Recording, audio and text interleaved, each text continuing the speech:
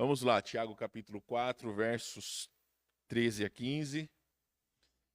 Nós prosseguiremos aquilo que nós estávamos lendo hoje pela manhã. A palavra de Deus vai nos dizer o seguinte, meus irmãos: atendei agora, vós que dizeis, hoje ou amanhã iremos para a cidade tal, e lá passaremos um ano, e negociaremos e teremos lucro. Vós não sabeis o que sucederá amanhã, qual é a vossa vida. Sois apenas como neblina que aparece por instante e logo se dissipa. Em vez disso, devíeis dizer: se o Senhor quiser, não só viveremos, como também faremos isto ou aquilo. Vamos orar. Rendemos-te graças, Senhor, porque Tu és sempre bom para conosco. Obrigado pela oportunidade de novamente estar com os irmãos aqui presentes, bem como aqueles que estão nos assistindo pela internet. O desejo do meu coração é que o Espírito Santo possa falar aos nossos corações, motivar-nos, Senhor Deus, a prosseguir esse ano como se fosse o último. Agradecemos ao Senhor pelo Espírito Santo, pela sua palavra e pelo nosso Salvador. Damos graças ao Senhor em nome de Jesus. Amém. Nós começamos, irmãos, a falar então, como eu disse para vocês, na quarta-feira eu terminei o sermão, primeiro sermão do ano, perguntando a todos se 2025 fosse o último ano da sua carreira espiritual, o que você mudaria? Então hoje nós começamos a talvez responder um pouco essas questões, porque eu reforço que sempre nós firmamos propósitos, ou pelo menos sempre devemos firmar propósitos em cada começo de ano. Deixei claro a todos vocês, hoje pela manhã, que duas atitudes das 4 que nós veremos, elas são importantes. Nós falamos sobre viver em comunhão plena com Deus. A vontade de Deus é que nós sejamos perfeitos como Cristo é perfeito, por mais que é uma perfeição inalcançável enquanto nós estamos aqui, mas não é porque algo é inalcançável que nós devemos simplesmente parar. Nós devemos buscar com toda a nossa força, porque assim como o salmista disse no Salmo 25, 12, a intimidade do Senhor é para aqueles que o temem. Então é importante que nós possamos conhecer a Deus, buscá-lo de todo o coração. Davi, no Salmo 51, e nós lemos hoje pela manhã, ele disse: cria em mim um coração puro, ó Deus, renova dentro de mim um espírito firme. Então, eu disse a vocês que nenhum pecado vale a pena carregar para a eternidade, até porque nós não conseguiremos fazer isso. Só que os pecados não confessados, eles tornam-se um peso nas nossas vidas e uma barreira que impede a nossa comunhão para com Deus. Algumas vezes eu já disse a vocês que a única oração que Deus ouve daquele que anda em pecado é a oração de arrependimento. Então, qualquer pessoa que clama a Deus, a palavra de Deus deixa claro que se no coração eu contemplar a vaidade, o Senhor não me teria ouvido. Então, os pecados, e também Deus fala através de Isaías que os nossos pecados fazem separação entre nós e o nosso Deus. Então, não importa aquilo que nós fizemos. Se boas obras, se nós fizermos bons sacrifícios, nós precisamos entender que qualquer coisa feita sem a retidão de caráter diante de Deus não tem valor nenhum. Eu toquei, o irmão Salomão regeu, as meninas tocaram, mas se eu sento ali para tocar, ou o irmão está aqui para reger, ou as meninas ali para tocar, ou quem quer que seja, ou vocês que estão aí sentados abrindo sua Bíblia e cantando, se nosso coração não estiver reto diante de Deus, qualquer adoração que nós oferecemos a Deus não é aceita. Quem diz isso é a palavra de Deus, em muitos textos que nós podemos ver uma outra vez, até porque o meu interesse é trabalhar esse tema que nós começamos a partir de hoje aqui na nossa igreja, transformados pelo Evangelho, comprometidos com o reino. Então a gente vai trabalhar em alguns cultos a partir da semana que vem. Mas de todas as maneiras, meus irmãos, dentro de viver em comunhão plena com Deus, eu dei 3 objetivos que nós precisamos: arrepender-se dos pecados e buscar viver em santidade, fortalecer a nossa vida de oração e leitura da palavra, e também ter um coração grato e adorador. E quando terminamos de falar da nossa adoração a Deus, nós falamos sobre valorizar as pessoas. Paulo disse aos Romanos, em Romanos 12:10, Amem-se de coração uns aos outros com amor fraternal e tenham prazer em honrar uns aos outros. Então, amar sem perdoar não tem valor nenhum. Eu disse a vocês que nós devemos amar e perdoar sem reservas. Nós lemos o versículo que deixou claro que Jesus perdoou aqueles que o crucificaram. O próprio Jesus, na oração do Pai Nosso, deixa claro que nós devemos perdoar assim como nós fomos perdoados. Porque, claro, meus irmãos, a parte mais difícil de amar é perdoar. Deus já sabia disso. Nós temos vários textos, principalmente no Novo Testamento, e nós lemos eles, falando sobre a importância do perdão, tal como, e você pode abrir a sua Bíblia, em Efésios capítulo 4, versos 31 e 32. Vamos lá, Efésios 4, 31 e 32.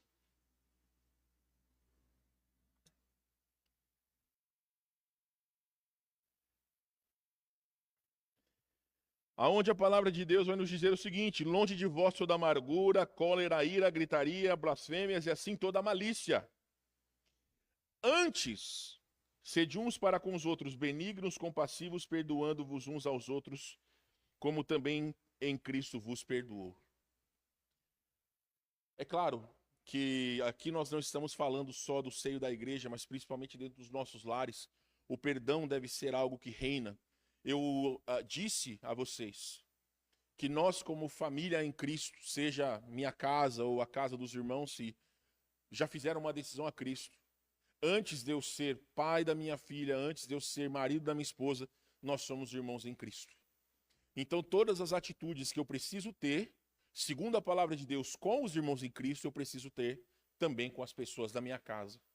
Eu não devo ser diferente ou perdoar menos ou tratar pior aqueles de casa, ou tratar pior os de casa do que os de fora. A nossa tendência é, e eu já te disse isso, um exemplo que eu vi uma vez, né? Se você tem uma toalha de seda branca na sua casa, e aí vai o pastor e derrama um copo de suco de uva lá. Talvez você vai dizer, não, pastor, tudo bem, não tem problema nenhum, a gente dá um jeito, a gente lava. Agora, se é o filho que derrama alguma coisa, seu besta!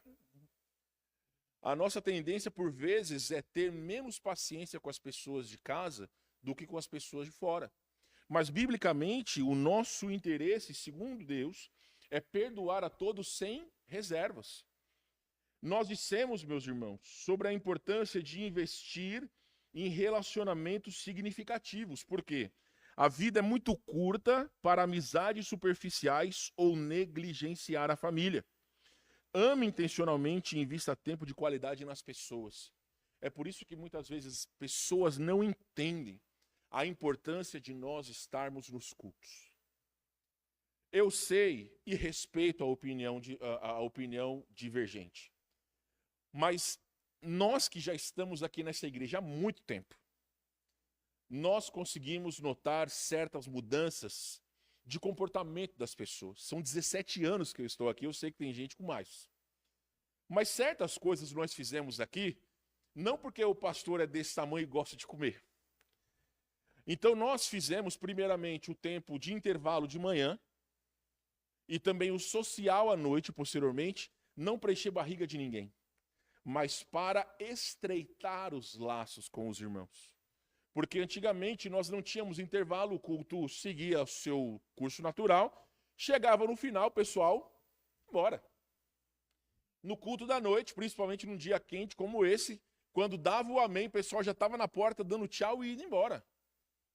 Então o fato de nós termos algo posterior ao culto da noite e no meio do culto da manhã é para nós estreitarmos os laços. Porque por vezes nós não conseguimos ter aquele laço de amizade durante a semana que nós gostaríamos. Então todas as coisas que nós fizemos é para o bem da igreja. E por vezes pessoas que fazem parte dessa igreja dão o valor para esse tempo que nós podemos estar juntos. Então isso é investir em relacionamentos significativos. Agora eu também dei o exemplo de que muitas vezes nós perdemos oportunidades de estar com as pessoas da nossa família ou pessoas próximas a nós. E aí, quando a morte chega, é tarde demais. Eu disse a vocês que conheço casos de pessoas que se arrependeram de terem tratado mal as pessoas que morreram, mas aí era tarde demais, não tem mais como pedir perdão. Ou pessoas que não valorizam o seu casamento, que vivem em pé de guerra, mas aí quando um morre, o outro começa a chorar a ausência daquele que muitas vezes tratava mal.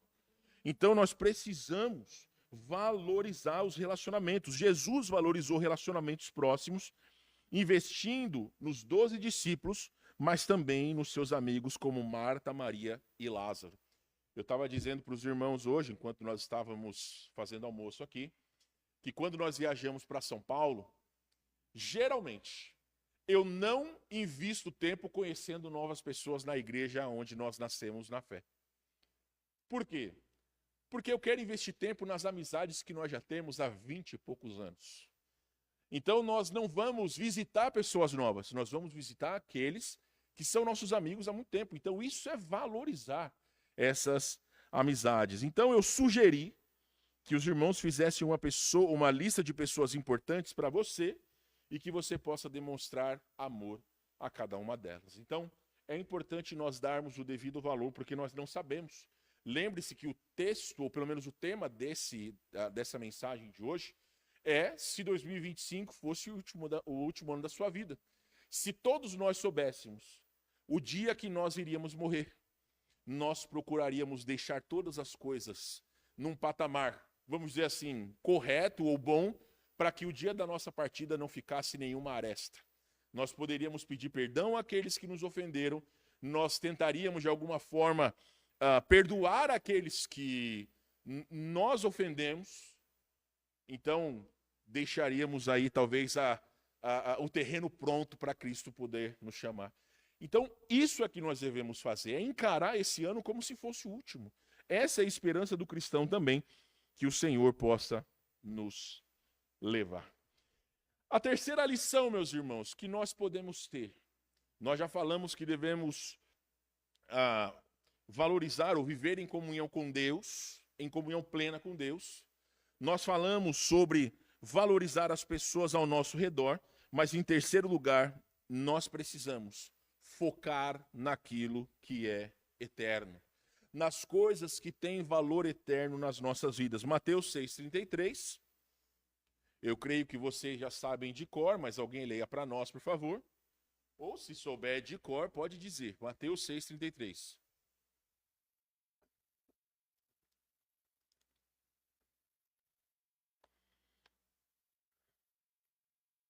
Achou? Pode ler, pessoal.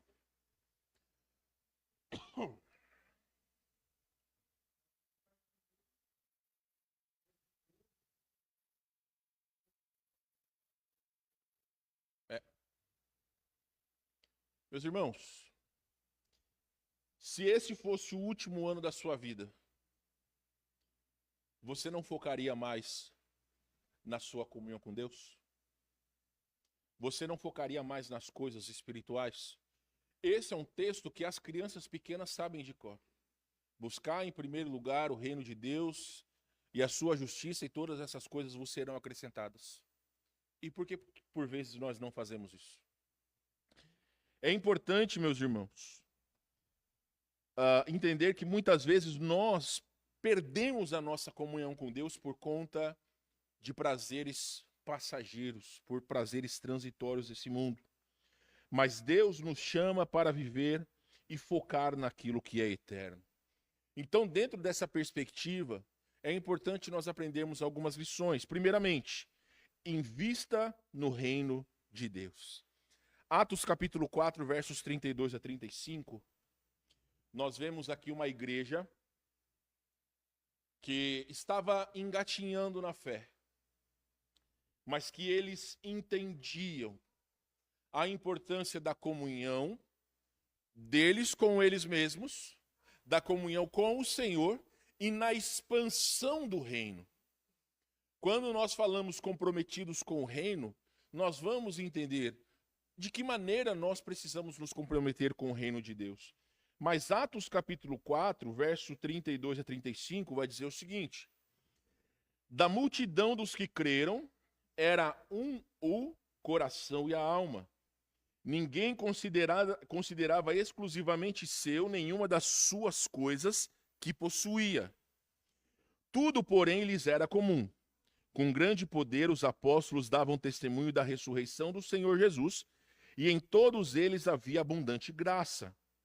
Pois nenhum necessitado havia entre eles, porquanto os que possuíam terras ou casas, vendendo-as, traziam os valores correspondentes. Depositavam aos pés dos apóstolos, e então se distribuía a qualquer um à medida que alguém tinha necessidade. O nosso foco aqui não é a teologia da prosperidade, tá? A gente aqui não quer dizer que você tem que dar suas coisas, não. O foco do versículo, o foco da passagem, é que eles entendiam que aquilo que era deles pertencia também aos outros. Eu brinco com alguns amigos meus que na minha casa eu só não divido a minha esposa e a minha escova de dente. No mais, as pessoas podem ficar à vontade. Não há problema algum. Então, quando nós trazemos pessoas em casa ou quando tem pessoas na igreja, é importante que as pessoas possam se sentir bem da maneira com que nós gostaríamos de ser tratados. Eu já falei para vocês que há muitos anos atrás, alguns não sabem disso, mas alguns anos atrás nós estávamos aqui fazendo um mutirão na igreja, não é um mentirão, né? Tinham várias pessoas aqui fazendo...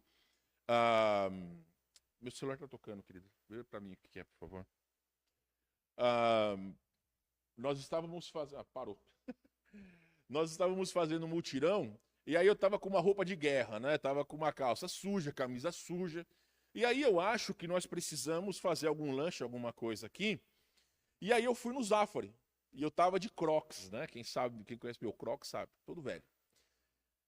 Foi a primeira e única vez que o segurança do Zafari começou a ir atrás de mim. Eu acho que foi a vez que eu estava com cara de alguém que entrou no Zafari e talvez em vez de comprar iria pegar, né? Mas foi a única vez que eu senti que aonde eu ia, o segurança estava, né? Mas eu digo isso para vocês por quê? Porque ninguém gosta de se sentir mal no lugar que vai. Ninguém gosta. O que é importante, meus irmãos, é que as pessoas que se achegam à nossa igreja, nós precisamos fazê-las amadas da maneira com que nós queremos ser amados. É importante nós entendermos que a nossa fé também, ou demonstrar fé, também é demonstrar amor pelos irmãos. Nós falamos isso hoje pela manhã. Então, dentro da perspectiva de Atos, capítulo 4, 32 a 35, é ter todas as coisas em comum. É claro que nós não temos tudo em comum. O irmão Salomão falou sobre Ceará, né? Eu acho que eu fui uma vez... Não, eu fui uma vez só no Nordeste, eu passei alguns dias em Maceió. Fui lá para o interior do Alagoas, porque se Deus quiser nunca mais quero voltar lá. Fui lá para uma situação do pai de um amigo que estava muito doente, então nós fomos parar lá no interior do Alagoas, mas nós ficamos alguns dias em Maceió. Maceió é maravilhoso, né? Praia bonita e tudo mais. E aí, como não tinha depois voo para vir, nós tivemos que ir para Recife. Eu acho que Recife está perto de Pernambuco deve estar ali perto de Alagoas. Eu esqueci um pouco, mas foi para Recife. Meus irmãos, que calor terrível aquele lugar. Misericórdia. É muito quente. Me lembro que à noite nós fomos perto da praia, um calor terrível. Então assim, irmão Salomão, Deus sabe do que faz. Eu prefiro passar 3, 4 meses de calor no Rio Grande do Sul do que o ano inteiro. Se Deus me chamar por Nordeste, Deus sabe todas as coisas, eu vou. Espero que Deus me dê o privilégio de ter ar-condicionado em casa e na igreja. Mas, meus irmãos, honestamente, eu não gosto de calor. Eu respeito vocês que gostem, mas eu detesto calor. Se nós pudéssemos viver num clima inglês, né, que geralmente é chuvoso e um pouco mais frio, maravilhoso. Seria perfeito. Mas eu digo isso para vocês, meus irmãos, porque nem todos nós concordamos com tudo. Mas ter tudo em comum é saber que o nosso objetivo é agradar a Deus de igual maneira. De todos nós, é agradar a Deus de igual maneira. Além de investir no reino de Deus, nós precisamos evangelizar com urgência. Paulo vai falar em 1 Coríntios 9,16, ai de mim se não pregar o evangelho. Então, cada dia é uma oportunidade de pregar o evangelho, de compartilhar Cristo com alguém. O João resolveu, em vez de espetar a carne, espetar a perna, né, Edson? No último dia do ano passado, o Edson teve que levar ele lá no hospital.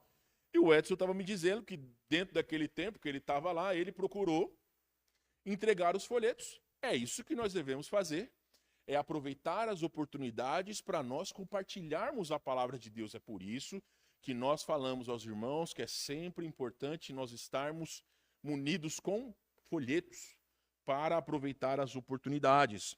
Então, meus irmãos, se esse fosse o seu último ano, a quem você falaria de Jesus? Quem é a pessoa que talvez você gostaria que fizesse uma adesão a Cristo? Claro que nós não sabemos quem vai ser salvo, mas nós sabemos a nossa responsabilidade para anunciar o Evangelho. Então, se 2025 fosse o último ano das nossas vidas, para quem nós nos esforçaríamos para falar de Jesus? Então, ore por oportunidades de evangelismo e seja intencional em compartilhar a sua fé. Então, dentro de focar no que tem valor eterno, nós falamos de investir no reino de Deus, de evangelizar com urgência, mas também prepare-se para encontrar-se com o Senhor. 2 Pedro capítulo 3, versos 10 a 12. Alguém lê para nós, por favor. 2 Pedro capítulo 3, versos de 10 a 12.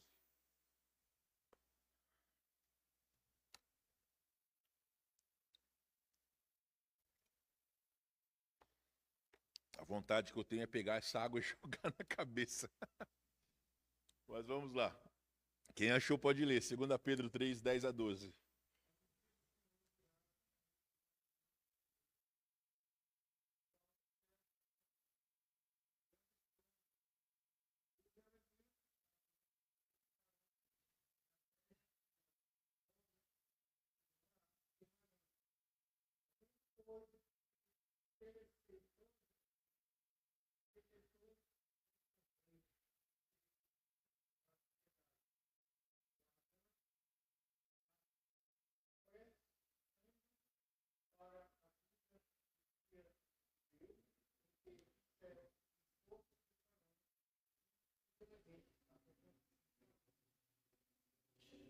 Meus irmãos, o versículo 10 está dizendo: virá, entretanto, como ladrão o dia do Senhor. Ou seja, é um dia que nós não esperamos. O Senhor pode voltar esse ano. A grande questão é a seguinte: se nós soubéssemos, vocês sabem, ou pelo menos se não sabem, saberão, na história da igreja, existiram algumas denominações que marcaram determinadas datas para a volta de Jesus. Interessante que algumas dessas denominações, pessoas, quando elas achavam que Jesus voltaria, o que elas fizeram? Elas começaram a se desfazer de bens e começaram a gastar todo o dinheiro porque, não vou levar nada para o céu, então vou torrar tudo aquilo que eu tenho. Vou aproveitar a vida e quando chegar o dia eu vou ter preparado. O que aconteceu? Jesus não veio. Se eles tivessem lido Atos capítulo 1, verso 7, eles entenderiam isso. Atos 1, 7, os discípulos perguntaram para Jesus: Senhor, quando que o Senhor vai voltar? Mais ou menos essas palavras. Jesus respondeu de uma maneira simples, né? Ema, ema, ema, cada um com seus problemas. Claro que ele não respondeu dessa maneira, mas ele falou o seguinte: não vos compete saber tempos ou épocas que o Pai reservou para sua exclusiva autoridade. Então nós não precisamos marcar o dia da volta de Jesus, porque só Deus, o Pai, sabe. Então, meus irmãos, vamos dizer que supostamente Jesus fosse voltar no dia 16 de janeiro, dia 17 é aniversário da Renata, então Jesus volta antes para ela não ter que ganhar presente, para ninguém dar parabéns para ela. Então, dia 16 é daqui a... Hoje é dia 5, né? Daqui a 9 dias. Então, vamos dizer que Jesus voltasse dia 16. O que será que alguns iam fazer? Eu creio que a primeira coisa que as pessoas iriam procurar fazer é confessar os seus pecados. e nos 9 dias subsequentes procurariam ter uma vida de comunhão com Deus para que chegasse naquele dia, olhasse Jesus e falasse: ó, Jesus, pelo menos eu fiz o básico, né? Eu fiz ali, eu estou na média, né? Não foi todo dia, mas também não fiquei muito longe. Né? Como mais ou menos sou do brasileiro, deixa tudo para a última hora. Mas enfim. O maior problema é que a Bíblia deixa claro que nós não sabemos o dia. Então, se nós não sabemos o dia, nós devemos estar preparados quando? Sempre. Nós devemos estar preparados sempre. Sempre preparados para o dia que Jesus vai voltar, porque virá, entretanto, como ladrão o dia do Senhor, no qual os céus passarão com estrepitoso estrondo e os elementos se desfarão abrasados. Então haverá um novo céu, haverá uma nova terra. A promessa do Senhor é que nós estaremos com Ele para sempre. 1 Timóteo capítulo 4 vai falar exatamente sobre isso, que o Senhor levará os seus, os arrebatará nos ares. E posteriormente nós estaremos para sempre com o Senhor. E Paulo vai terminar o capítulo 4 dizendo: consolai-vos uns aos outros com essas palavras. Então, quando nós falamos de política, sinceramente, é horrível falar sobre política, porque nós estamos caminhando ladeira abaixo. Só que a questão é que nós sabemos que esse mundo é passageiro. A corrupção e tantas coisas malignas e maléficas desse mundo, elas não estarão na eternidade. Então, meus irmãos, é importante nós estarmos preparados. Vocês lembram, não precisa abrir, mas a parábola das 10 virgens. O que ali nós temos? Nós temos 5 prudentes e 5 nécias. As prudentes estavam com as suas estavam preparadas com óleo suficiente para o seu, esqueci o nome daquele negócio, candelabro, castiçal, candeios, porque eles precisavam do óleo para ficar aceso. Então 5 delas estavam preparadas e as 5 não estavam. Quando elas saíram e foram atrás de óleo, quando elas voltaram, já era tarde demais. Então, meus irmãos, imagina se hoje Jesus nos chama e os seus olhos, ao contemplarem cada um de nós e os nossos corações, o que o Senhor vai encontrar? Será que Deus vai encontrar fidelidade? Será que Deus vai encontrar um coração reto diante do Senhor? Um dos versículos que eu mais gosto, mas que sempre me foge a referência, está em 2 Crônicas, vai indo para lá.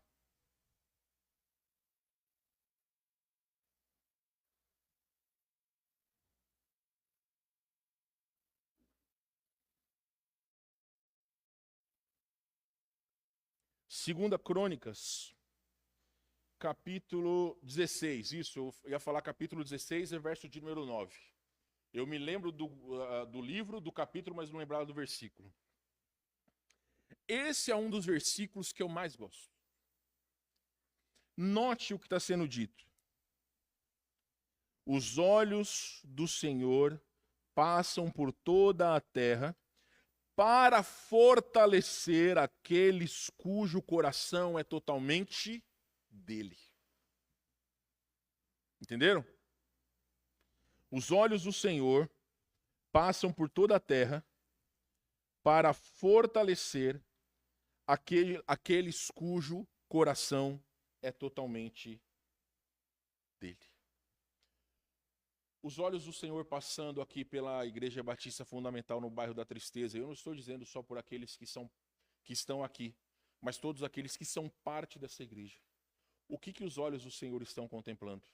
Eu não estou dizendo de visão física, porque Deus conhece contemplar o nosso coração. O que será que Deus vê? Será que o nosso coração é meio de Deus? Será que o nosso coração não é de Deus? Ou será que o nosso coração é totalmente do Senhor? Exemplificarei.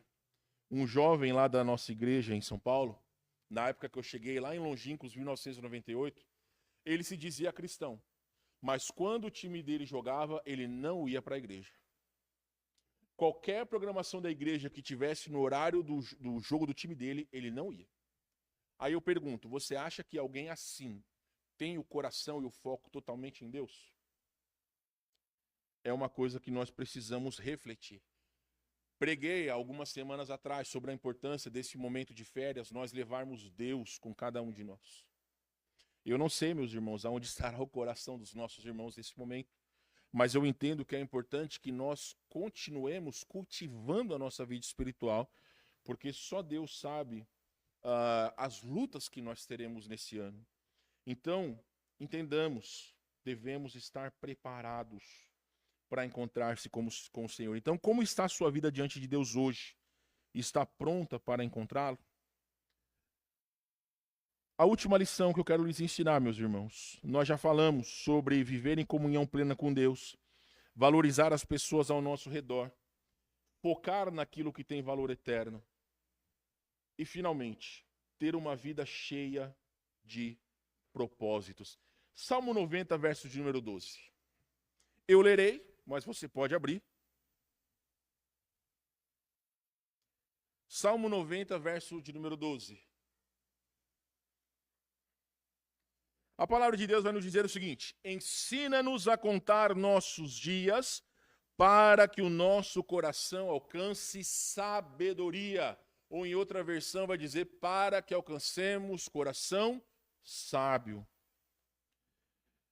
A questão, meus irmãos, é que se esse fosse o nosso último ano, nós procuraríamos viver os nossos dias com uma intensidade maior para as coisas de Deus. Nós teríamos um propósito específico. Eu pergunto a você, você sabe qual é o propósito de Deus para a sua vida? Vocês sabem? Qual é o propósito de Deus na sua vida? Se você não sabe, eu lhe darei. Se você quer anotar, se não quiser, depois eu posso lhe mandar. Nossa vida, como cristãos, nós temos 3 propósitos principais. Glorificar a Deus acima de todas as coisas ou em tudo que fazemos. Qual é o versículo? 1 Coríntios 10, 31. Portanto, quer comais, quer bebais ou façais outra coisa qualquer, fazei tudo para a glória de Deus. Então, o nosso primeiro foco neste mundo é glorificar a Deus. O nosso segundo foco nesse mundo é tornarmos-nos mais semelhantes a Cristo. Romanos 8, 29. Vai dizer o seguinte: portanto, ou porquanto aos que de antemão conheceu, também os predestinou para serem conformes à imagem de seu Filho, a fim de que ele seja o primogênito entre muitos irmãos. Então, o segundo propósito de Deus para nós nesse mundo é que nós sejamos mais semelhantes a Cristo. E o terceiro propósito de Deus nesse mundo para nós é fazer Cristo ser conhecido. O que Jesus disse em Mateus 28, 18, 19 a 20? Ide por todo mundo, fazei discípulos de todas as nações, batizando-os em nome do Pai, do Filho e do Espírito Santo, sereis minhas testemunhas. Não, eu misturei tudo agora. Mas a importância, meus irmãos, é nós impactarmos o mundo através do Evangelho de Cristo, ensinando-os a guardar todas as coisas que tem ordenado, e eis que estou convosco todos os dias até a consumação dos séculos. Então, 3 propósitos que Deus tem para nós: glorificar a Deus em tudo que nós fazemos, sermos mais semelhantes a Cristo e fazer Cristo conhecido no mundo.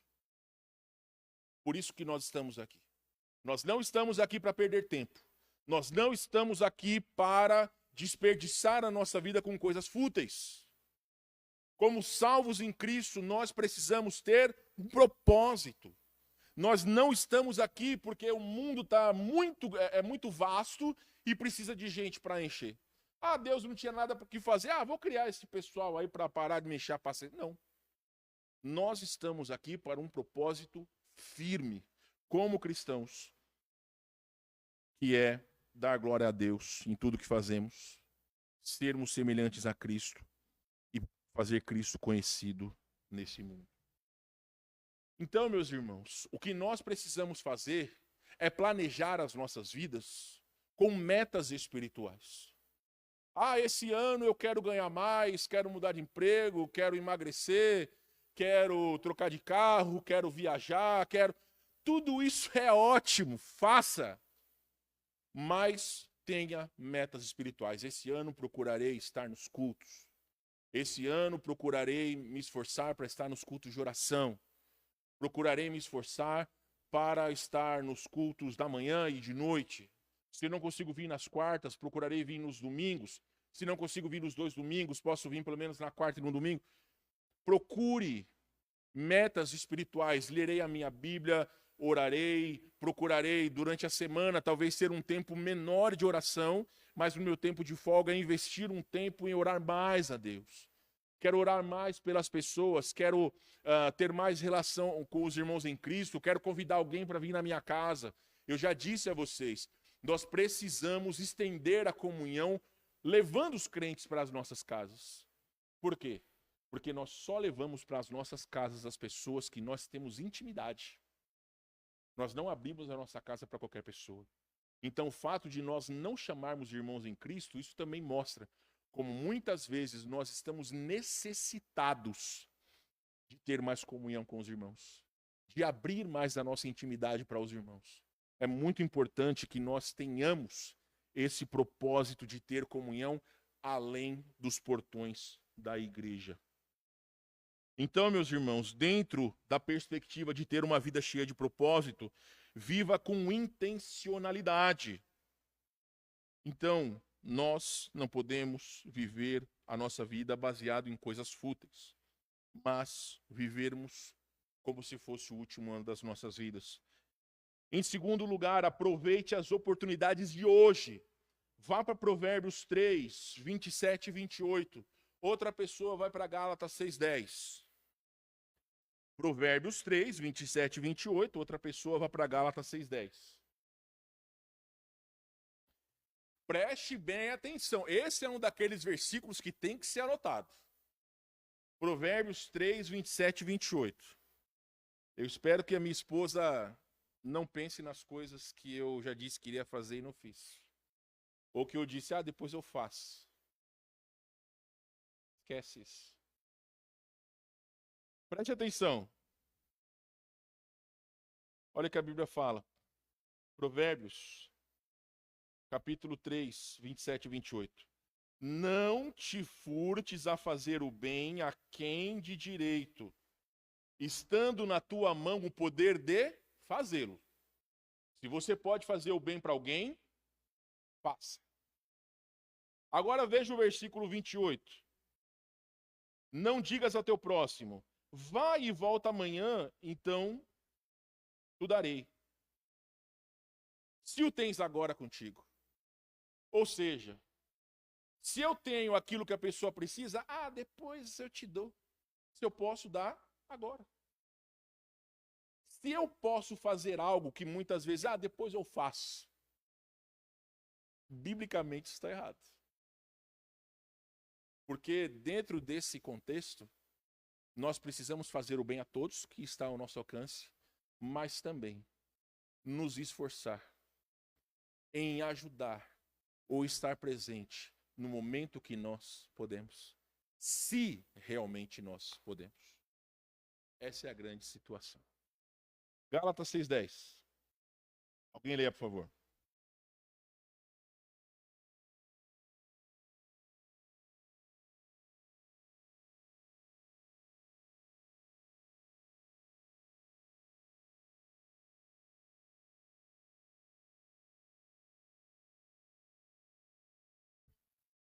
Então, fazer o bem a todos. Principalmente a quem? A quem, meus irmãos? Aos nossos irmãos em Cristo. Quem está dizendo? A palavra de Deus. Meus irmãos, o que Deus coloca na palavra de Deus são coisas que nós todos precisamos abrir os nossos ouvidos. Nós somos craques muitas vezes em deixar as coisas para depois. Mas o que a Bíblia diz é que nós devemos aproveitar as oportunidades agora. Eu vou dizer para vocês. Tem muitas pessoas que por vezes fazem algumas metas espirituais e vão deixando para depois. Já falei de Cristo para algumas pessoas que disseram o seguinte: não, depois eu entrego minha vida a Jesus e tá tudo bem. Quero aproveitar minha vida agora. Como se o pecado fosse algo que trouxesse alguma satisfação eterna, quando na verdade não é. Olha, a pergunta é a seguinte: a quem nós poderíamos fazer o bem hoje? Domingo, dia 5 de janeiro, às 8h03 aproximadamente da noite. A quem nós poderíamos fazer o bem? Eu e minha esposa compramos sorvete para todo mundo hoje. Então, o social vai ser sorvete. É um bem que nós fizemos. Porque da mesma maneira que eu disse, né, olha, vamos fazer o social, porque a gente não tem uma lista, a gente não sabe quem são aqueles que vêm. Um dia quente, não vamos entregar chá quente. Vamos entregar algo que todo mundo vai gostar. A família do irmão Salomão não gosta de açaí. Então, se a gente sabe que tem gente que não gosta, a gente faz aquilo que a maioria gosta. Fala o sabor que você não gosta, que aí a gente pode providenciar o sabor, que aí sobra mais. Brincadeira.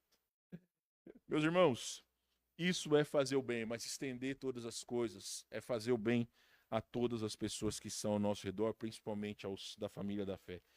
Finalmente, fazer tudo para a glória de Deus. Todo trabalho, serviço ou decisão deve ser feito para glorificar ao Senhor. Mais uma vez.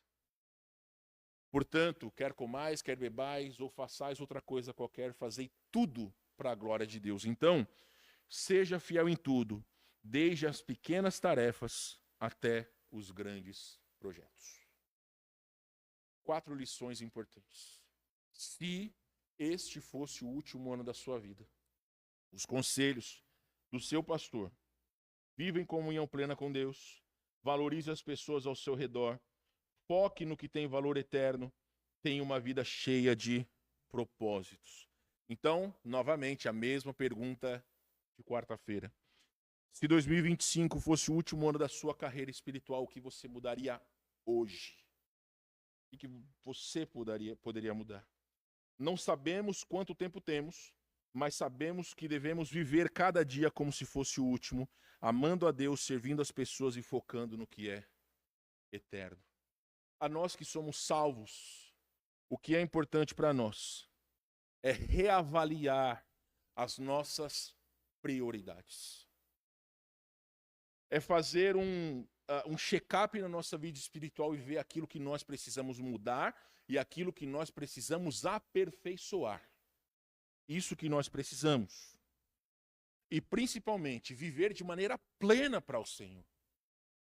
Quando nós chegarmos aqui é cantar entendendo que Deus está sendo louvado, é abrir a Bíblia sabendo que Deus está sendo louvado, é reger, é tocar, é arrumar os cabos, é jogar o lixo, é servir o social, é levar as pessoas tudo para a glória de Deus. É cumprimentar uns aos outros, é dar um bom dia, boa tarde, boa noite, é um abraço, é um ósculo santo. Homem não, por favor. Mas é poder cumprimentar-se uns aos outros, é poder ter esse amor, estreitar esses laços. Isso que Deus espera de nós. Para aqueles que não conhecem Jesus como Salvador, entenda que esse pode ser o último ano da sua vida para que você possa tomar essa decisão. Se você está em dúvida, posteriormente você lê o livro de Apocalipse, onde, principalmente verso 20, ou capítulo 20 a 22, porque ali vai mostrar o fim de tudo. O fim dos ímpios e o fim do cristão. E aí você vai poder entender e decidir para onde quer que você vá. Eu termino, você não precisa abrir. Hebreus 3,15. Hoje, se ouvirem a sua voz, ou a voz de Deus, não endureçam o coração.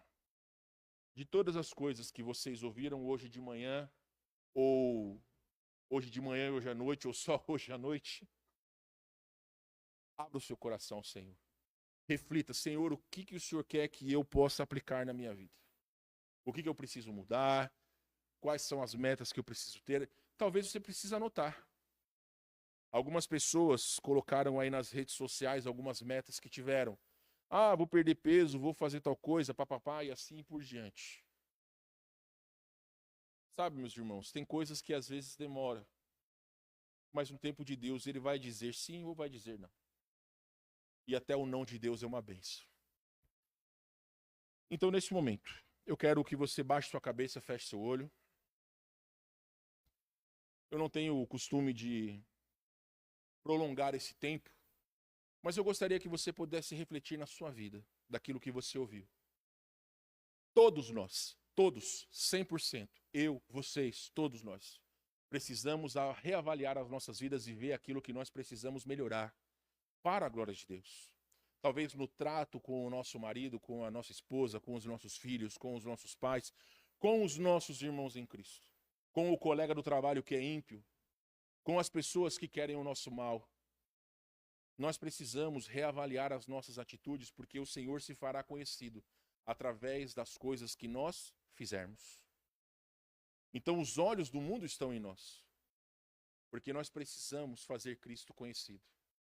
Os propósitos de Deus para as nossas vidas, glorificar a Deus em tudo, sermos mais semelhantes a Cristo e também fazer Cristo conhecido. Meus irmãos, é uma bênção servir ao Senhor. Nós temos o poder do nosso lado. A Bíblia fala que tudo posso naquele que me fortalece, então faça propósitos de Deus na sua vida.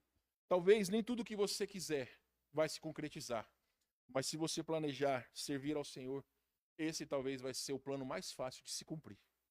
Coloque o seu coração diante de Deus. Se precisa conversar conosco, se você quer entregar seu coração a Jesus, ou tem dúvidas sobre qual o destino da sua alma, procure-nos, seja pelas redes sociais ou até mesmo pessoalmente. Vamos falar com Deus. Senhor, fala ao coração do seu servo primeiramente, mas também ao coração do seu povo. Eu não sei, ó Deus, se eu estarei aqui frente aos irmãos no dia 6 de janeiro de 2026, que vai ser num domingo. Mas eu sei que se esse for o último ano da minha vida, eu preciso viver para a glória do Senhor. Ajuda-me a alcançar esse propósito. Ajuda que os irmãos possam alcançar esse propósito. Que o Senhor, ó Deus, possa demonstrar a cada um de nós a nossa busca em fazer a Tua vontade. Ajude-nos nas provas, nas dificuldades, nas tristezas, nas lutas que nós teremos, mas também nas alegrias, nas bênçãos. Nós sabemos que o Senhor está conosco em todos os momentos. Damos graças ao Senhor pelo privilégio de termos a palavra de Deus aberta e a liberdade em nosso país de poder adorá-lo. Agradecemos ao Senhor em nome de Jesus. Amém.